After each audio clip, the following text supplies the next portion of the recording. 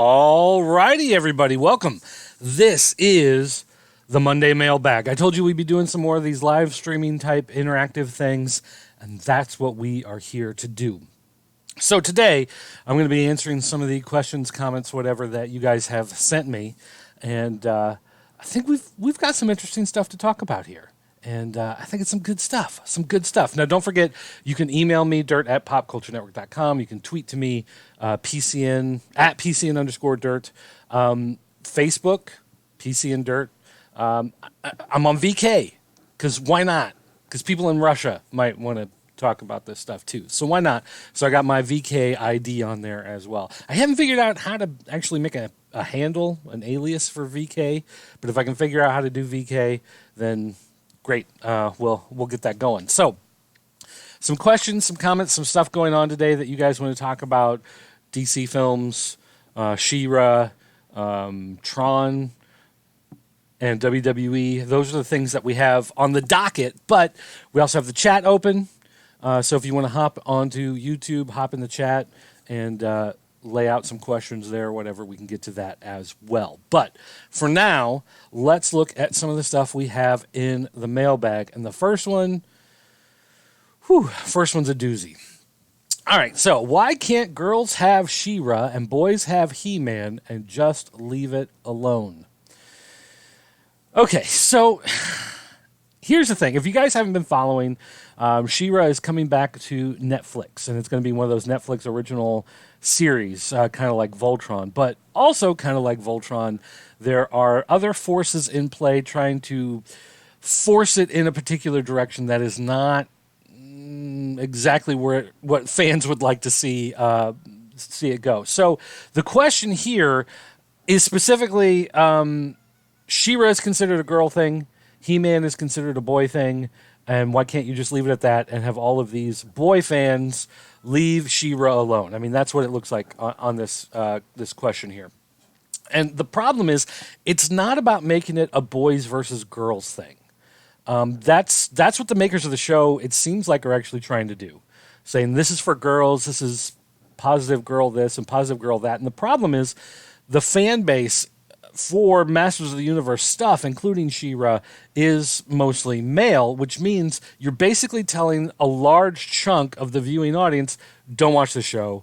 We don't want you to watch this. Go away. This is for somebody else, which is kind of a slap in the face because a lot of those people are the ones that have been fighting to keep the franchise alive all these years. Now, I know if you go back, you look at the history of She-Ra, a lot of people try to point out, like, She-Ra started as a way to make girls' toys sell, kind of mixing Masters of the Universe, which was a huge phenomenon, with Barbie at the time and sell it to girls. But the thing was, while they did that with a lot of the female characters, you still had characters like Hordak and his minions, and the stuff from Masters of the Universe was crossing over. And when they made the cartoon, it really was more of an extension of the He-Man and the Masters of the Universe cartoon as opposed to a separate thing for girls. And so the toys, yes, they made She-Ra figures that were made to sell to girls, but the overall existence of the line, of the property, has been not necessarily that this is for boys, this is for girls, but just kind of you had a main female lead, and then the rest of it was pretty much open. Why is the cat freaking out? Now that I'm live, the cat is freaking out. That is great. All right, so nonetheless, the problem with a lot of this is that, again, going back to the idea that the people behind the new She-Ra show have been going out of their way to alienate a large part of the Masters of the Universe fan base. Now, personally, I don't really care.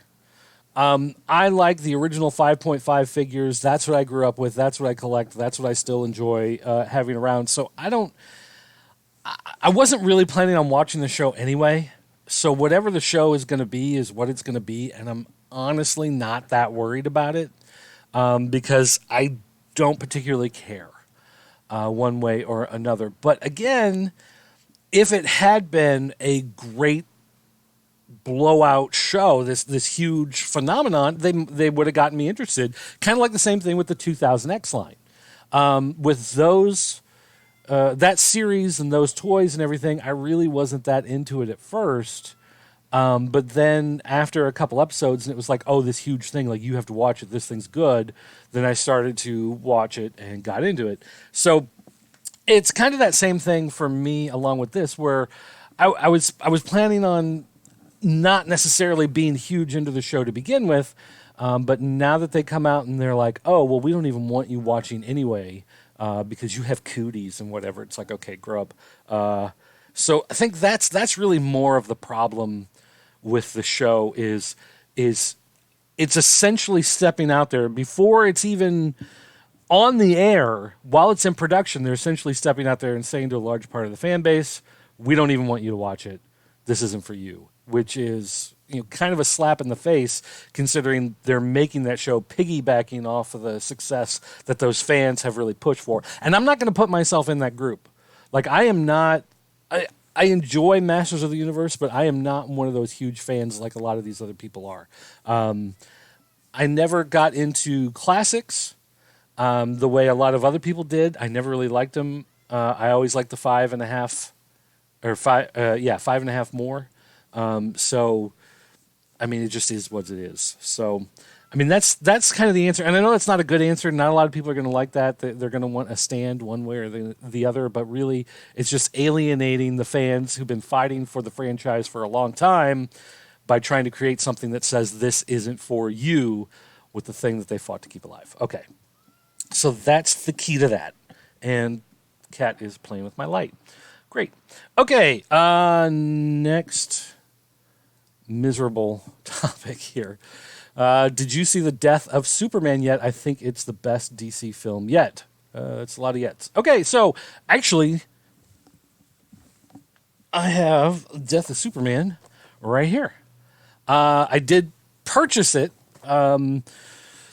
because of comments like this. I saw some reviews of it that said it's really good. I for the longest time when these came out, I bought these. I mean, at first, they were releasing these films and they came with the Infinite Heroes figure installed in the box. Now they just come with these little statue things. But for a long time, I was buying all of these, and they were never perfect, but they were okay.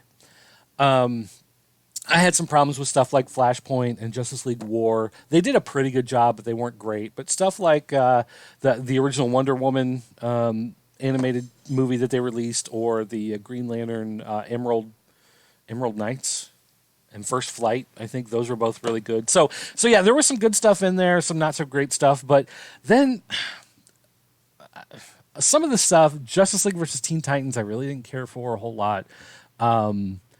Batman Bad Blood was, I think, one of the worst things I saw in a long time. Totally hated that one. What was the other one? There was another one. A Killing Joke, when they adapted that one and they had this relationship between Batman and Batgirl and the whole thing that went on. I was like, I'm done with these things. Like, I'm done. Like, I don't, like, Justice League versus Teen Titans wasn't terrible, but it wasn't great for me. I was like, yeah, whatever. But then those other two, Bad Blood and the other Killing Joke, were just so terrible. So I just couldn't get into it. So, of course, Death of Superman, when I heard they were doing this, it's like they already did this. They did Superman Doomsday several years ago, and it was one of those that, again, it was very different, had the basic beats leading up to the event, but it left a lot of it behind. And so I just basically thought, well, it's okay. It's not the greatest thing, but it was, an interesting thing to watch. But I have heard a lot of good things about this. So I did pick it up. I haven't watched it yet, but I do have it here. So if you guys have any other comments or questions about Death of Superman, then let me know, and we can talk about that on a further episode. So there is that back there. Okay, what's next? We have, are you still not watching WWE? What about Mania or Survivor Series? And that goes with actually the other one here. What do you think of Brock versus Roman again at SummerSlam? So these two, we can kind of put together in this whole WWE thing. So yes, several weeks ago for my birthday, actually, Killen got me tickets to the live WWE event here in town. I went to it. I had a good time because, quite frankly, I didn't know any of the storylines. I didn't, there was nothing other than the fact that I was watching live wrestling. And I still like watching live wrestling. I like the matches, just watching the stuff happen. And also, when you watch at a house show, they're much more interactive with the crowd.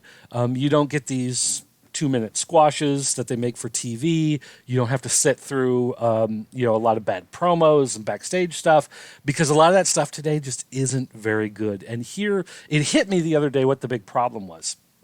I own a James Ellsworth T-shirt. That's not the problem. I know some of you think it is, but that's not the issue here. I was wearing the shirt. I've worn the shirt before. It's no big deal. But I was in a store. I was checking out. The guy behind the counter saw the shirt, and they said, "Oh, what do you think about him getting fired?" And I thought, I hadn't really heard. I guess maybe he was released, whatever. And they go, "Man, Carmelo was just too much of a bad influence. He shouldn't have talked to Stephanie like that. He shouldn't have insulted her looks." And I thought, okay. And here's the problem. When I first got into wrestling, early mid '80s, whatever, you started getting the Hulkamania push and everything. WrestleMania 2 was a big thing, and then we got WrestleMania 3 that was huge. And wrestling was still kind of at this point where it's like, is it real? Is it not? Are parts of it real? Are parts of it not real? You weren't really sure. And there were some things that obviously didn't look quite right, that didn't look like they were completely on the level. But it wasn't this. It wasn't in your face that you were just watching a stunt show, So of course, years go by, it becomes more, prevalent that obviously these are choreographed, these are stunts, whatever. But there was still, even in the Attitude Era, when they came out and they said, yes, it's all a show. It's entertainment. It's sports entertainment. It's not sports. Even then, you had a lot of guys who did a lot of crazy stunts. And again, there was this sense that you weren't 100% sure what was on the level and what wasn't. And there were even some guys who were willing to go out there, and ECW, of course, played a big part of this, and it carried over into all the other brands. But there was even this sense that some guys were willing to do crazy stuff that actually did put their life on the line, that actually did put them in a place where they could get some real harm to them. And so you were watching guys really performing at their peak, because if they did it wrong, they were looking at a huge problem. Whereas now, what you see is very safe in the ring. There's not a lot of innovation. There's not a lot of stuff going on. It's very much this WWE, what they call the TV style, the WWE style of wrestling. That is quite different. If you watch a match today and watch a match from even 10 years ago, 15, 20 years ago, it's going to look very different. It really does if you pay attention to it. And that's not the problem of HD, and it's not the problem of some of these other things. It's the problem that back then, in those days, when you had real competition between them, the business was as much a part of the story as the stories you were watching unfold. So a guy would come in to become champion, and he was a great performer. He would become the world champion. He'd be the face of the company. He'd be the guy selling toys. He'd be the guy going out and doing the talk shows and everything, because he was the best at what he did, or at least one of the very best at what he does. So those guys going out there performing, being the best at performing, they were then becoming the best by becoming champion. And the storylines and stuff, they were there. You kind of went along with it, even though they may not have been the best things. You went along with it because of the understanding that they were moving the players around, the wrestlers, the actors, however you wish to think of them. They were moving them around to get them into the right spot to do the big things they needed to do with them. So they do a little storyline with these guys over here, and it was just kind of a placeholder until the big storyline wrapped up, and then they could move this other guy up into the mix and do something exciting with him. That's what wrestling was. That business side of it was a big part of what made it so interesting to watch. Now, gone. All of that's gone. Guy becomes the champion just because. You have a lot of guys, the smaller belts, the United States Champion, the Intercontinental Championship, even really the WWE World Heavyweight Champion that's not the Universal Championship. It just gets tossed around, and it really doesn't matter who has it, and it's not. Sometimes it does. Like, I like AJ Styles, don't get me wrong, but it doesn't. These titles don't always go to the best people.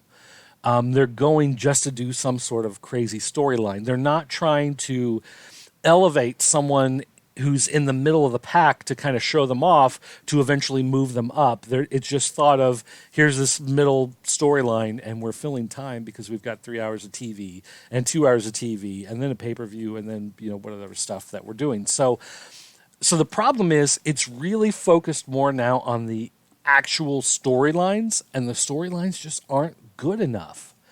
So when I was in the store and I was talking to the guy, and he was like, Ellsworth shouldn't have talked to him like that. He's looking at wrestling like a regular TV show, which is honestly what Vince McMahon has been wanting all along. We make movies, pal, that type of thing. Vince wants to create entertainment as shows. He wants to create Game of Thrones, but with wrestling. But the writing just isn't good enough, and the way they're manipulating the characters isn't exciting enough, and the stuff they're doing with the characters just isn't compelling enough. So when the guy is in there and he's like, he hung around with Carmella too much, and he shouldn't have talked back to Stephanie like that. It's like, that's not an interesting enough storyline for me to care about the characters anymore. The idea that Ellsworth was this nobody who came in as a joke and it kind of got over for a while, and so he was on the show, that's why I got the shirt, because it's like this guy, the business side of it, was pushing a change in the narrative on the public side. And that was interesting. Those types of things really don't happen that much anymore. I mean, if someone gets injured or, they kill a hooker, or someone, they get caught with a bag full of meth or something, then yeah, okay, that changes the public image that we see. But for the most part, the stories just aren't good enough to be that type of TV show. And so I've tried watching a lot of other stuff. Ring of Honor, of course, is always on. Impact is always on. Major League Wrestling on beIN Sports. And I've tried all of those, and they do okay to a certain degree. But, WWE really has a monopoly on some of the best talent. Some of the guys like the Briscoes, of course, are really good with what they do, and they do cause some real-life issues that push other stuff around. But the problem is those things that happen in the business happen with this small fed and this small fed and whatever. They don't necessarily always... They're not contracted to these big players, so they're not only on those shows, so the changes aren't always reflected. So yeah, it's just not compelling like it used to be. Would competition really bring that back if there was really like a main competitor, if TNA was able to really, rally the troops? I don't know. Because the landscape of wrestling has changed so much, and WWE, the way that they've branded themselves and turned what their product is into primarily being this TV thing, as opposed to this live thing that you're watching on TV. It really has become more of this like TV show as opposed to this event that's being televised. That it really, I don't know. It's going to take another big shift. There's going to have to be some sort of monumental shift in the way they do business or the TV landscape or something in order to create that change. I don't know what it's going to be. It's going to have to be something top to bottom, a big deal. I mean, maybe Vince passes away and, finally there's some real change that's allowed to happen. But even then, I don't see Stephanie as the story writer that's going to make it happen. So yeah. So first, so that answers this one. Are you still not watching WWE? No, I'm not. What about Mania or Survivor Series? A lot of those big ones I'll still want to watch. I've got a friend, Kevin. He has a WWE network a lot of times for the pay-per-views. I will go over to his house, watch with him. Sometimes I don't. It just is what it is as someone's knocking on the front door and the dog is barking. Thanks, Curly. So yeah, the big shows, Mania, Survivor Series, Royal Rumble, I'll probably always watch SummerSlam. I've never really been as big a fan of SummerSlam, to be honest with you. What do I think of Brock and Roman again? If this was really, if this was years ago, Roman would have been seen as the failure to generate the interest. WWE would not have. I don't think they would have just fired him, gotten rid of him. Although it did happen to a lot of guys who are extremely talented. They get picked up by another group and they're allowed to, turn into a different character. But I think the real issue with Brock versus Roman is that Roman needs to be something else than what he is. And they've kind of toyed with making him heel a little bit here and there, but they never really push for it. And even then, I think it's got to be something completely different, just completely change into a new type of character. And I don't know what that is, but it's not the big dog or whatever it is he's calling himself nowadays. The fact that they're doing it again to push him down, we know that Brock is on his way out of the company. Roman is the guy that they've been trying for years to make the new John Cena, who is the new Hulk Hogan, who is the new, whatever. Can they reignite the character at this point? I don't know. They really need to take him off TV for like 9 months. And then when he comes back, he should be something completely different. And then this is the last one. Why Tron? I mean, really, Tron? This is what this person asked. You had a chance to ask me anything, and this is what you ask. Why Tron? Why Tron? Because it's the greatest movie in the history of mankind. What more do you need? Had the best special effects ever. It's about computers and video games, which is cool. It had frisbees that made people blow up and destroyed them. It had tanks and light cycles. What more do you want, people? I mean, seriously, what more do you want? It's the greatest thing in the history of mankind. That's my story, at least, and I'm sticking to it. All right, guys, that's going to do it for this episode of the Mailbag. Don't forget, you can always send me tweets. You can send me emails. You can find me, leave comments on YouTube. Find me on Facebook, on VK if you want to go on to VK. I'm on things like Snapchat and Instagram. I don't really check them that often. I'm on Musical.ly because that's a thing now. So I have an account. I don't really use it, but, if you want to find me on there and leave a question or a comment or whatever, do it. Let's go for it. And I'll see you again next Monday on another episode of the Mailbag.